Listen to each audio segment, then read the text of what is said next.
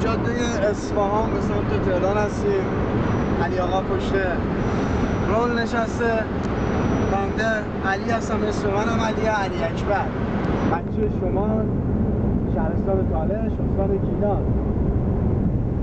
مستر علم داره ازمون موبی میگیره. یه آهنگ میخوام براتون بخونم، آهنگی از سلطان صدای ایران هوی میخوام تقدیم کنم به دولابیای مقیم نیویورک.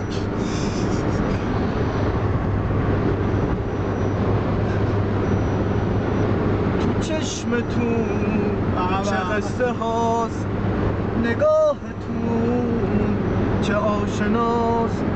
اگه بپرسین از دلم میگم گرفتار شماست، میگم گرفتار شماست. نگاهتون پیش منه، حواستون جای دیگه است، خیالتون اینجا که نیست. پیشه یه رسوای دیگه است، پیشه یه رسوای دیگه است. نفس نفس رو سینم عطر نفس های شماست.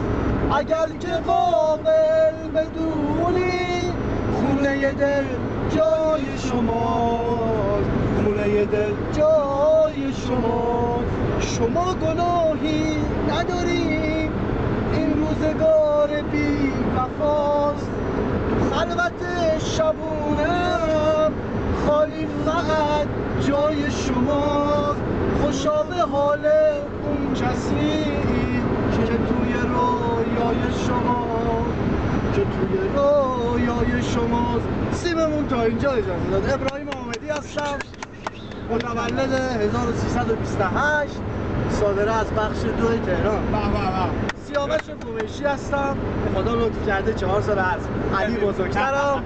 قبلا میزدم، الان هم میزنم هم میخونم. به امید روزی که دوستان رو تو تهران ببینیم، یه روز بسیار خوبی با هم دیگه داشته باشیم.